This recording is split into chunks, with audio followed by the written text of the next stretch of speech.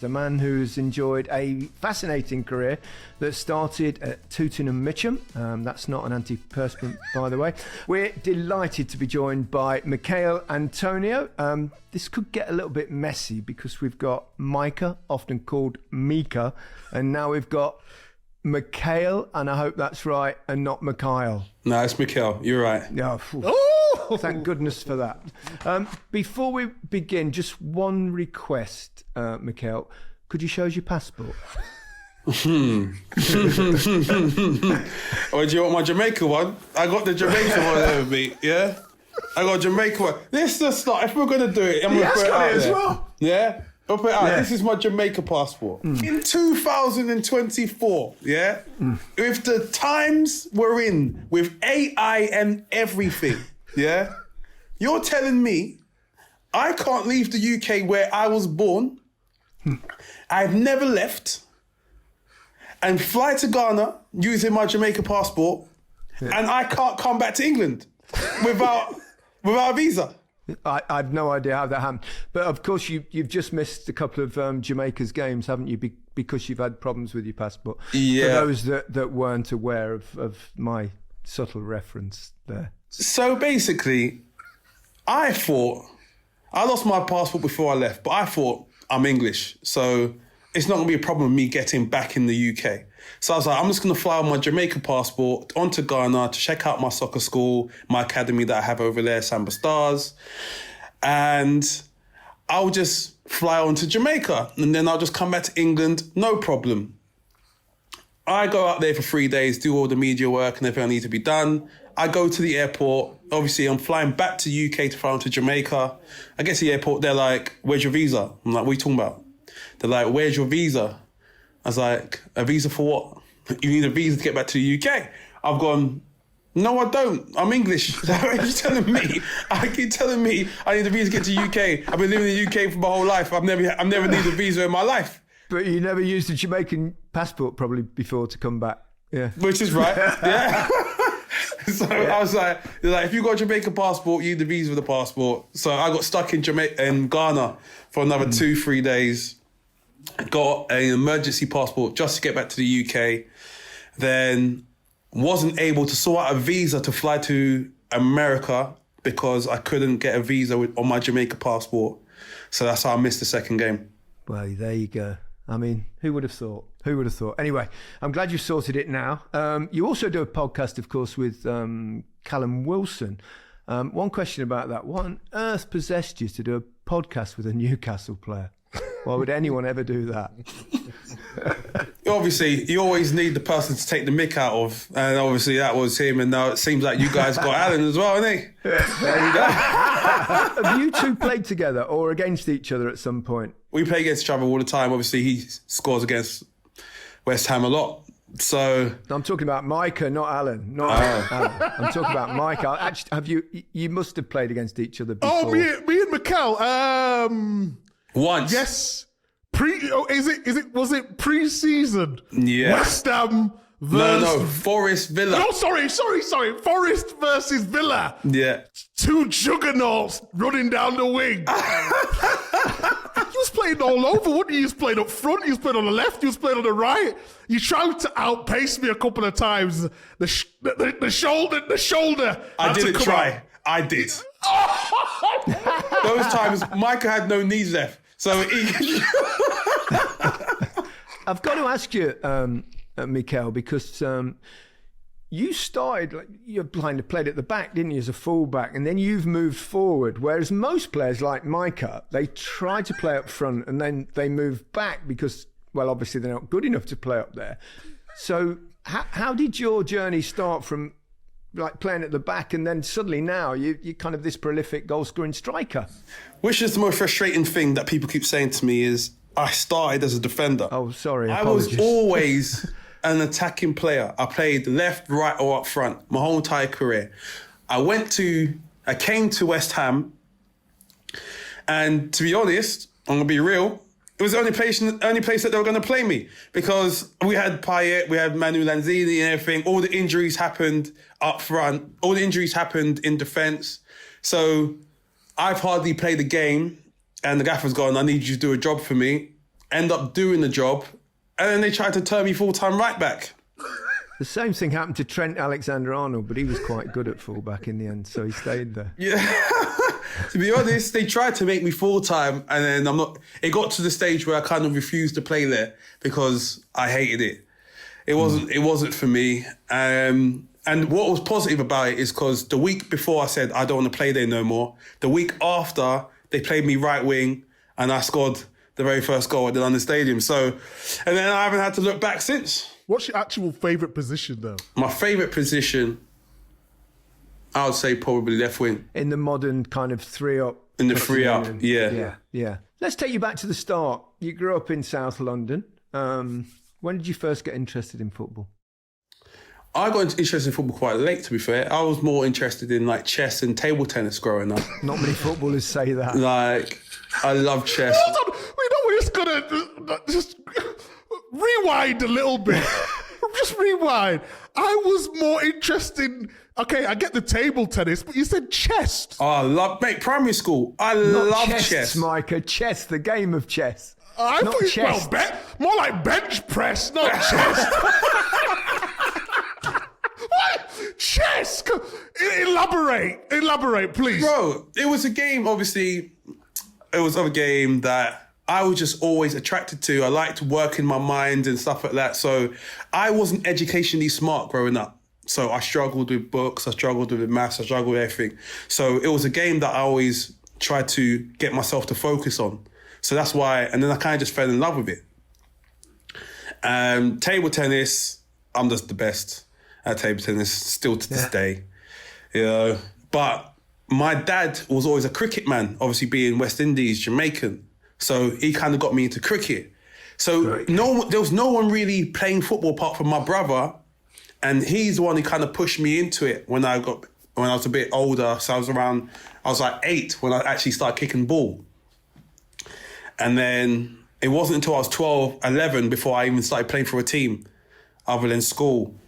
So I kind of got into it quite late. And then just from there, I kind of fell in love with it. I've never been a fan of the game, so I never supported the team.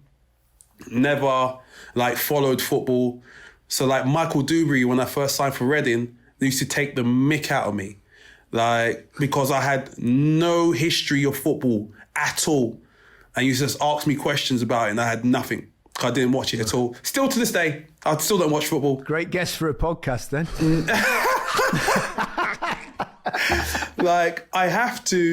I will watch certain games because I'm you know what, I need to, stuff like that, to learn players and stuff like that. But it's not for me. Not for me. Well, playing is, thankfully. You must enjoy playing. I love it. It's like I'm playing my hobby for my living. Can I just ask you a question about going back? So you said you don't really watch football now, but you've got your own podcast.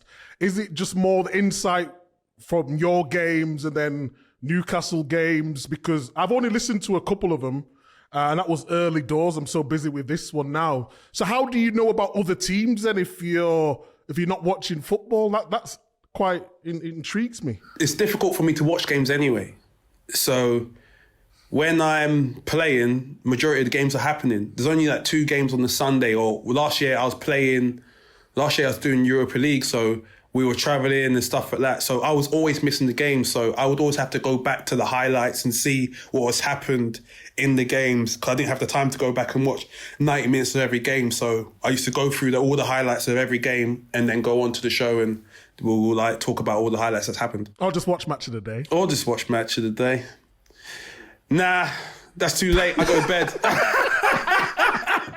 I'll be joining you next season. Not in your bed, obviously. Not your.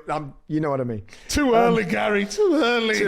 Way too early. I think Micah's trying to take your job, yeah? No. You know what? Can I just get this out there, right?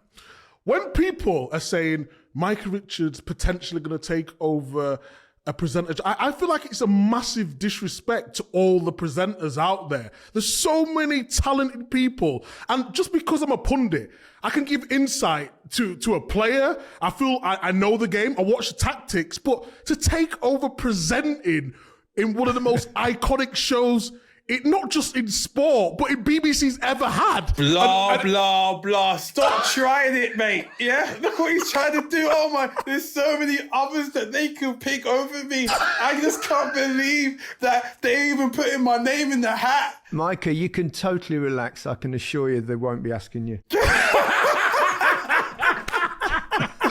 You see what I've got to deal with, Antonio? You see what I mean? Exactly. Oh, Exactly. my gosh. Tell us about Tooting and Mitcham. So you started playing there. You were there quite a long while, weren't you? Yes, I started playing there from 12 to 17. 12 to 17. So from the juniors, semi-pro, and then went on to my youth team. Then from youth team, went to the reserves. From the reserves, I managed to get into the first team. It was difficult, to be honest, because it's not like professional clubs where it's all connected. You go from the juniors. For me to get into the youth team, I had to trial for the youth team because the youth team manager didn't want to have a look at our team in the juniors. So all the players that played for the youth team trialed from outside, got into the youth team. Then when I was in the youth team, I kind of got straight into the reserves. But then the first team manager didn't want to have a look at me because I was a kid and he thought no kids can play for the first team. They ain't going to be strong enough to play for the first team. So at the end of that season, I went and trialled for the first team because I was like, if you ain't going to come watch me, I'm going to come to you. And then I managed to get into the first team. Within 9 games of playing for the first team, I ended up going to Reading. But before I actually signed for Reading, I got kicked out of Tooting and Mitcham. Oh, what did you do? Why is everyone thinking I did something?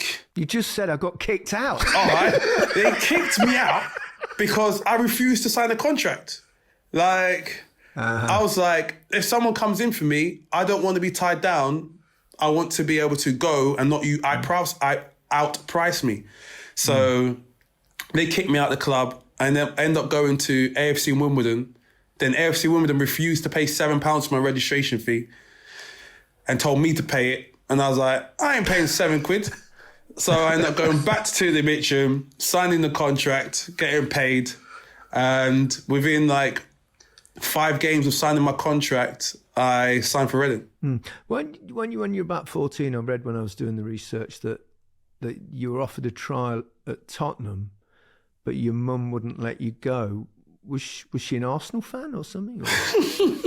No, she was a true heart West Ham fan down the line, basically. She just knew I was always going to end up at West Ham, basically. Yeah. Tottenham being in North London, me being in South, I would have gone to training every single day because they trained every day. And then by the time I was getting back home, it would have been 11, 12 o'clock at night. And she's like, football's not guaranteed. You need to have your education. So she kind of made me focus on my education more than my football. She's a good mother. So when did you start to realise, I'm actually quite good at this? I think I can go all the way. To be honest, it was when I first started playing for my school around 9, 10. Oh, as early as that? Yeah, because I started playing at 8.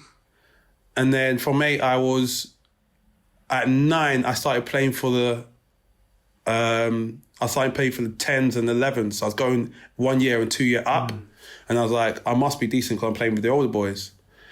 And when I got into secondary school, I started going to Fulham Community. Fulham Community was at Wandsworth, at Wandle in Wandsworth. And they were saying, oh, there's certain things you need to work on, but you're doing well. And then I started going Chelsea kicks. So basically, I was 11 and I was basically playing football every day. So I was at Fulham on a Monday doing Fulham Community. Then I was at Chelsea on a Tuesday doing Chelsea kicks. Wednesday, I was at training for Tooting and Mitcham. Thursday, I was at Chelsea again for Chelsea kicks. Friday, I was with my mates. Saturday, I was playing for Providence House. Sunday, I was playing for Tooting and Mitcham. Wow. And that was week in, week out. But was you always physically as big as you not as big as you are now, but you said you was playing up a couple of ages. Was you always physically well set? No, I was actually quite small and skinny when I was younger. Same. It's actually crazy that until I was 15, I was 5'5". No, I was the same. I was actually like that. I'm not that I was, but Yeah. I was the same. Late to puberty. In fact, so late. I was at 17. I was at Leicester City. I used to hide in the showers. It was so embarrassing. So I was 5'5" till I was 15, and literally within a year I grew 6 inches, like, and everywhere.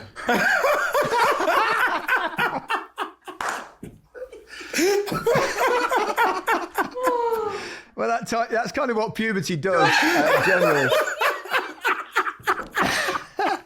You started that, Gas. You know that. You started that. Talking about in the showers at 17. You started. I know. It's how I end it. It's a problem. Anyway. I don't know where to go from there.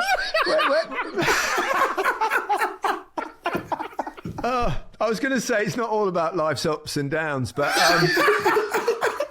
but I also saw that at one point you were struggling mentally, and you went into therapy. Yeah, so that was in the last 2 years. In the last 2 years, I was going through a divorce, and I also was struggling with football because I kind of felt the love of it. No, this is recently then. In the last 2 years. So it was the same year that we won the European trophy, the conference. I was going through a divorce, and like things were a bit sticky with that. Like it's tough. It was a 12-year relationship. Obviously, like I didn't know if I wanted it or if I did. Like, it was one of those situations where my whole mind was messing with me, and then my football wasn't going the best. I wasn't performing the best. I was disliking football as well. But with football, it's relentless. You constantly just got to churn out, keep turning out, no matter how, if you're struggling or if you're not. And I'll be talking to my friends, but talking to my friends wasn't working. Talking to my agent, but that wasn't working. It wasn't until I went to therapy and you actually start to work on yourself and try and learn who you are and within yourself, where you start to see a bit of clarity, you start to see a bright light. Because unless you actually work on yourself and know what your traumas are and know what's actually bugging you, it's never really going to work. When you speak to anybody else, there's always opinions, where when you speak to a therapist, it's about churning out what's coming from inside you and trying to find out what the actual problem is, instead of someone trying to give you the advice to fix you when the situation's not actually a situation where it can be fixed. I suppose in many ways that footballers or people in general, there's a lot of pressure on, isn't there? And life adds a lot of pressure. And we all work on our fitness, you work on your technique and that side of stuff. But the brain is also an important side of things, isn't it? 100%. If your brain ain't working, your feet are not. Because your brain is telling your feet what to do. Your brain's telling your body everything. So if your mind's fogged up, your feet are going to be... Can I just ask you, how hard is it? Because there's been loads of footballers coming out, and especially most recently Aaron Lennon talking about him being in these sort of dark places, not knowing what to do. But how much pressure, can you give us a little bit of insight as to what it's like to be a Premier League football? Like we've had my account, we've had Gaz's account, we've had Alan's account, but going from, like you said, Tooting to like West Ham way winning trophies, can you put that into words, what that pressure feels like? I would just say it's relentless. Like, it doesn't really matter what's going on in your life. Like, you have to step out on that field. And when you're out on that field, people have their opinions on you. You're out there, you're being criticised. It doesn't really matter what's going on in your life. Only thing that matters is what's happening on that pitch, because people see you as the person that's on the pitch and don't see you as a human. So that's why I think it's relentless, because you've got to churn it out, because end of the day, you could ask for time off that, but then it's seen as weak. It's seen as somebody who can't deal with the pressures, can't deal with everything that's going on. And in football, as much as people are trying to learn and try and make things better mentally, it's still frowned upon. Whereas now I've managed to go through that. In lockdown, it's probably one of the best times of my career, where I got 8 goals in the space of I think like 6 games. My dad died in lockdown. I probably had the best part of my season then, because those times I can block out shit that's happening in my life. Sorry, things that are happening in my life if my football's going well, because I enjoy my football. When you step out on the field, you can just block everything out. Do you think there was a difference? The fact there was nobody in the grounds watching, would that have made a difference to you? Because probably you feel in a strange way there's less pressure on you. Because 100%, especially in that situation, because I know how I play. I know I'm not the prettiest footballer. So people get frustrated with me. People are constantly taunting and shouting out certain things. And honestly, it doesn't really affect me to a certain degree. But like, I feel like at that moment, if I had people heckling me and people like making remarks and stuff, knowing what's going on in my life, I probably would have reacted, probably would have bugged me. But the fact that it was empty, it was free, and it was actually quality. People talk, don't they, a lot about, how well recompensed footballers are, how, in terms of money, etc. But it's a unique life in many ways, isn't it? Because there are very few jobs where you get openly criticised and often verbally abused. There is no job out there other than the guys who do with the markets, where you could be sky high, you're buzzing. Like, you've just scored a goal in the 93rd minute, there's a minute left to go, and then the team scores, there's another 30 seconds and they score again, and you're down in the dumps. I don't think there's another job like that where you are fully in a roller coaster, where you are up in the sky and then you're rock bottom on the ground within minutes. So mentally, it is draining. Mentally, it's horrendous. And I don't feel like people don't understand what players actually have to go through. Like, fans are saying we have to go through it as well, but we're literally on the pitch, living it. And you feel almost responsible. Well, you are responsible. 100%. Yeah. Can I just ask you before we're moving on? It's just you mentioned that your dad passed away in lockdown. I think you said 2 days after my 30th. So how did you deal with that? You mentioned getting divorced, the passing of your dad. So it's like all these things happening within that space and that period, but you still managed to come out the other side being bubbly, happy. Oh, what we can see anyway. You said, you mentioned the therapist that you've worked with and all them sort of things. But yeah, that must have been a difficult time for you. People would never have noticed what I was going through because I kept it hidden well.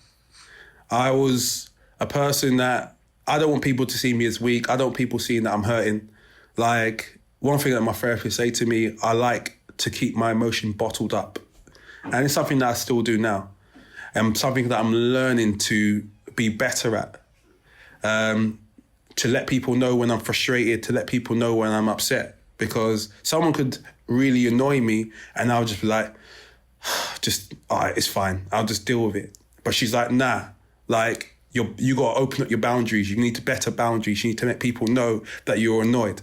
Because if you don't let them know that you're annoyed, you're going to bottle over and then someone else is going to find out and it's going to escalate to a real bad situation.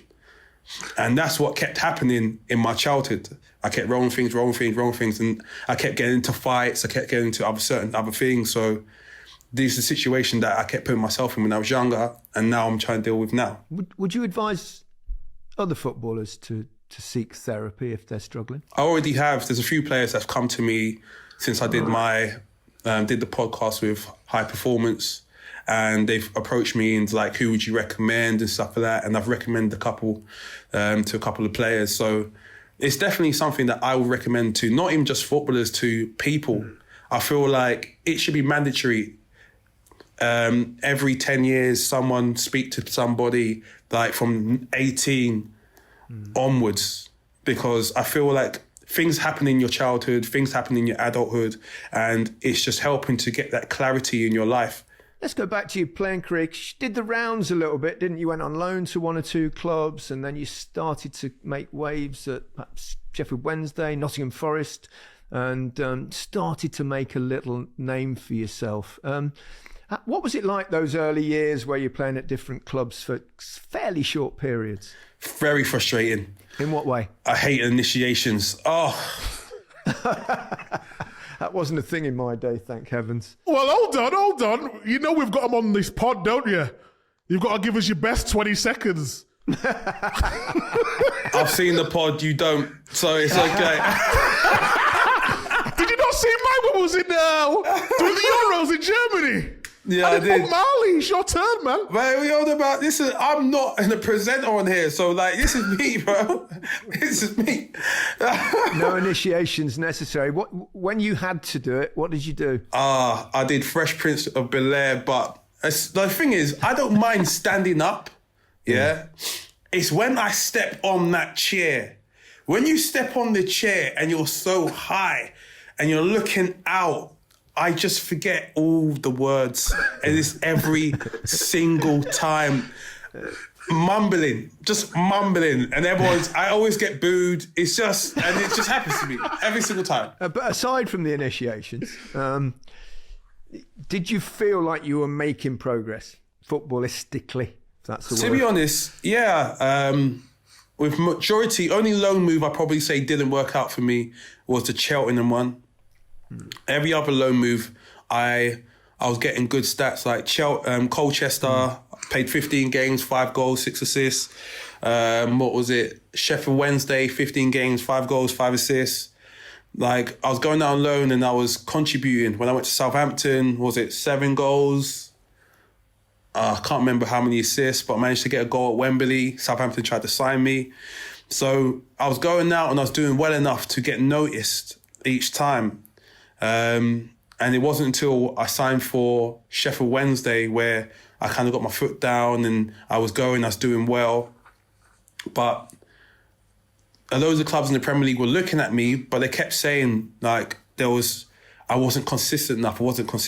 So it wasn't until I got to Nottingham Forest where I got that consistency and I got 15 goals, 15 assists in the season. Then I started the next season. Played 3 games, got 4 goals, and ended up signing for West Ham.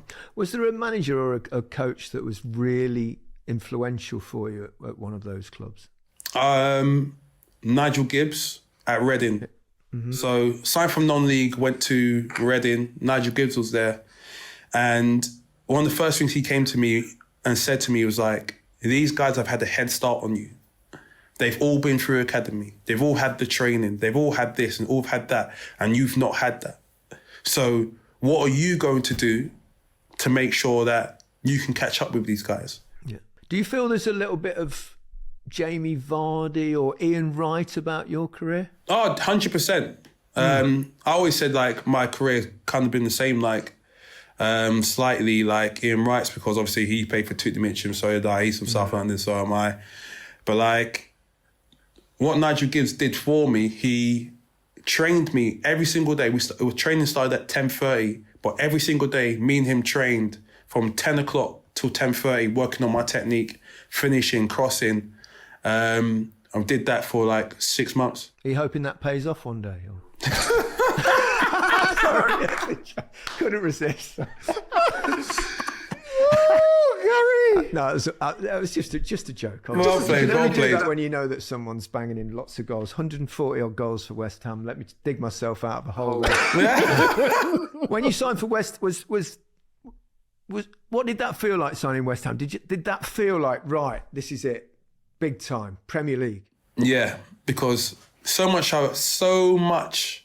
I've tried so hard to get there. So much people kept telling me that I needed more, I needed this, I needed that, I needed this. And I finally got to the situation and it wasn't easy, obviously. I got on for 10 minutes against City away, came on left wing, but was playing left back because we were just pinned in 1-0. We were 1-0 away at the Etihad. Then after that, I didn't see the pitch for 3 months. People started calling me the laminate. People got like, there was a load of jokes. Someone tweeted David Gold saying there's a missing man of a photo of me. He retweeted it. Football's cruel at times. Yeah. He retweeted it. But obviously, like, there was, like... That's the owner of the football club. Oh, wow. We'll move on from that one. But, like, it was a difficult time for me. It got to a stage where, like, they even came to me and said, do you want to go out on loan back to the Championship? And I was like, I've done what I needed to do in the Champ. Like, I don't really want to be going back. I'm going to wait for my opportunity. And my opportunity came at right back randomly. And to be honest, I took it because I was like, I need to play in the Premier League. I need my opportunity, and hopefully I can work from here and get myself forward, which I've managed to. How different is it playing? I mean, I can't imagine as someone who played up front all my life. I had to play on the wing once, but that was bad enough for a season. But to actually play at right back, I mean, that's a totally different position in all sorts of ways. How did you cope with that? To be honest, it's easy, is it, compared with playing? It's a lot easier than playing forwards. Yeah. Whoa! This is where I need to pull you up. It's whoa. Yeah, no, I give you that. You get more time on the ball. Okay, thank you. I do give you that. But back when I was playing, when Mancini came, we had to do so much running. You had to defend in a low block, and as soon as we get the ball, go and be the widest man on the pitch, then get assists, then run back. I mean, playing for West Ham where you just oofing it. I mean, it's a different game, isn't it? You need to go back and watch me playing right back, yeah? Could have learnt something, Micah. Because when I was playing there, yeah, I was getting assists, I was getting goals. Yeah, so I wasn't just sitting there hoofing it, and no one was beating me. So it was like, you get a lot more time. I was getting down the line through it. But that's what I'm saying. I was doing well there. I did well. But there was one game that made me realise I could not play as a defender. We're playing Watford at home. Yeah. And we are 2-0 up. We've just scored to make it 3. I've assisted to make it 3. Slaven Bilic, the gaffer, goes to me, stand on the halfway line, don't go forward anymore. 3-0 up. No chance of scoring or assisting. No chance of scoring and assisting. Stand on the halfway line, don't go forward anymore. There's 20 minutes left to play. And the boys are hitting the bar, hitting the post. They're looking like they're having so much fun. And I'm still at the halfway line looking at it. And I went, this isn't for me. This isn't for me. I need to be up there having that fun. And that was the day where I was like, I can't do this job. To give you credit, though, I know we're having a bit of laugh and a joke about it, right? But you was very good at dribbling, especially when we played against each other when you was at Nottingham Forest. So I know it's different with a striker. You got your back to play. You're being the number 9, have to hold it up, having to press now. But I feel though sometimes we don't even see the best of your game because dribbling, especially when I played it, was your forte, you know? Or maybe you were just useless, Michael, and it was easy to get past you. Like I was saying, like, it was my thing. Like, if you look at the goals that I was scoring for Forest, like, I was just running through teams and stuff like that and banging it in. So it's completely changed my game. Like, playing up front, mate, it's a headache because you've just got centre halves going through the back of you. All you got to do is fight, get it down, say it off. And one thing I've realised now as time's gone by, before I was trying to do difficult things like get it, try and spin and try and find someone. Now I realise is, as a striker, one little set, pass it back, get it under control, pass it back. You don't need to do anything else. Get yourself in the box. Right. And it's just making, as a striker, just making everything just look as simple as possible. That's right. Get it out wide, get in the box. That's the secret. And scoring goals. You've scored a lot of goals for West Ham. How much does it mean to you to be their leading scorer? I'm actually so happy that I am. When I first came to the club, I didn't think it was even an option. I didn't realise the numbers that were there. And it's very frustrating now that Jared Bowen's so close. He's like 20 goals behind me. He's got 5 years left on his contract. So I was like, someone needs to sign him. Someone needs to sign him right now. But to be honest, I feel he's probably going to be it. But my mission is to make it as hard as possible. Yeah. So this season, he start bagging some more goals and just keep going for it. Like even with the assists, I think he's only 2 behind me with the assists, and I'm 5 behind Mark for the all-time assists as well record. So we're seriously having conversations about this in the training ground. Tell us about the managers you played for at West Ham. You've mentioned Slaven Bilic already. Obviously, there's Pellegrini, David Moyes, and now we've got Lopetegui as well. Who for you helped your career the most? We're not trying to catch you out here, by the way. No. Or just tell us the strengths and or perhaps even weaknesses of the various managers. Who probably helped out my career the most? I would have to say, David Moyes. He came in when Manuel Pellegrini started playing me up front. I think he played 4 games before he left, and then the gaffer came in and just made me his number 9. And from there, I've just been scoring goals. I've been playing well, and he's been ploughing me out. He just kept putting me in. So I feel from what I've achieved so far, I'll say David Moyes probably helped me the most. Yeah, we had David Moyes on the podcast, and he was very charming and funny and witty, and it's a side that perhaps a lot of football fans and perhaps players had never seen before. What was he like as a taskmaster to play for? We had a lot of disputes, me and the gaffer. We had a lot of disputes. What about? We're both very opinionated people, and we don't hide it. Like me and him are quite old school. If we've got something to say, we're going to say it to each other, and none of us hold grudges about it. And that's exactly how it was. I'm not going to say what it was about, but we had disputes, and obviously, over the last couple of years, he tried to get other strikers in to replace me and things like that. And we had arguments about that. It wasn't the fact that he was trying to replace me, because that is what it is and that's what football is about. It's just, I feel like there were certain times where things wasn't fair. Obviously, I understand if you're spending money on players, but if they're going to do the job, they got to do the job. If they're not doing the job, then I don't feel like it should be over me for everything I've done for them. So if they're going to come in, they need to come in and do the job and take my spot, and not just come in because of the amount of money you've spent on them and then take my spot. And I made it known that if they're not doing the job, then put me out there for me to do my job. Yeah, but you need a lot of credit for what you have done, because I remember when Scamacca came in, and he's a talented player, but the way that at times West Ham wanted to play under Moyes, it was difficult for him to show what he could do. You could always lead the line by yourself, so I don't think he had anything to worry about. But I understand if he's having pressure from the club and he's brought in players, he might, but he was always gonna come out on top because of the way West Ham played. I thought, if you see Scamacca now in Italy, he's flying, isn't he? But it's different sort of horses for different courses, and the Premier League's it's a different beast.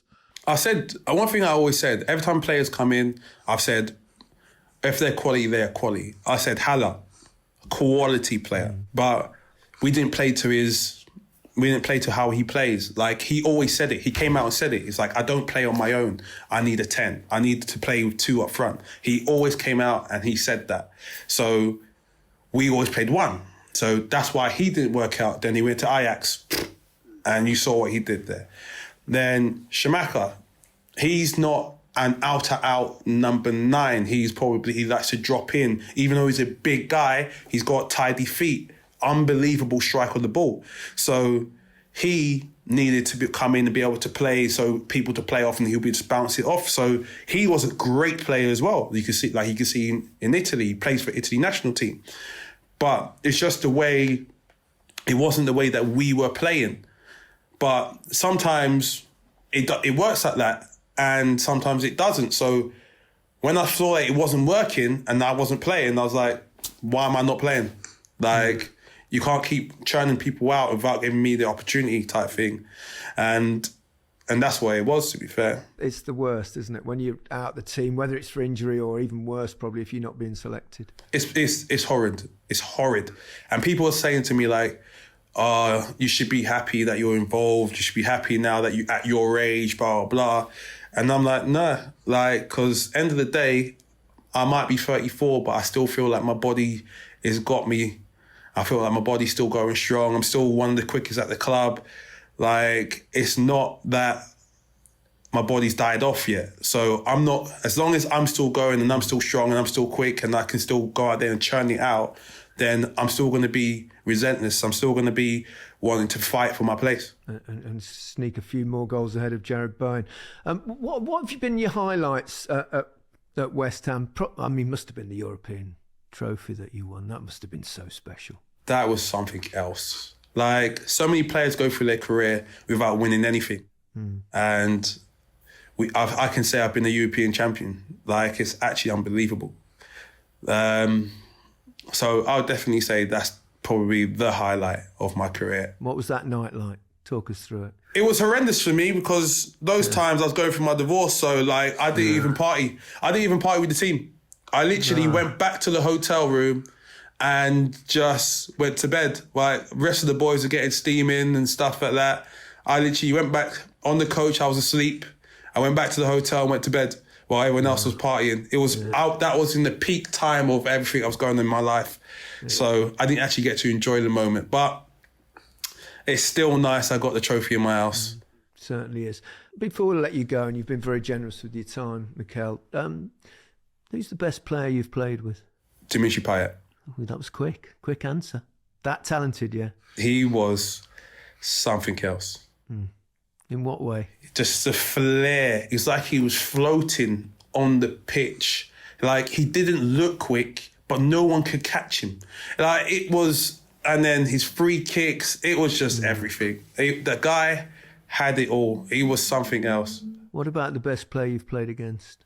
Best player played against, as in defender or just a player? Whatever you want. Not necessarily the most difficult defender. Who's the player that you go, my God, wow? Hazard in his prime at Chelsea. I played right back against him as well, and he was the most frustrating person to play against ever. Like, literally... He didn't even come up against me, which was annoying, because he literally would just pick the ball up and then drive into midfield. Micah, do you know how hard that is when they drive inside and you've got to try and chase him? You can't get close. Can't get close. Every single time, I'm like, someone come in. Like, come in there. Don't let him in. Oh, mate, it was the most frustrating thing. I literally was chasing shadows the whole day because I couldn't even get close to him the way he was driving inside. Yeah, just put the hazard lights on. Yeah. I quite like that one, actually. The hazard lights. Right, one more before we let you go. Well, I'm going to ask another question after that, but one more on this. Toughest defender you played against since you've been like back up front where you belonged? Virgil van Dijk. Yeah. He's just positioned, he always knows where to be. He's quick, he's fast, he's strong. Yeah, 100%. He's got it all, hasn't he, as a defender? Yeah. Okay, what about post-football? What do you want to do? You've got a podcast. Do you want to go into the media? Is that the plan? Or? I want your job. Well, you need to start watching football. That's my advice to you.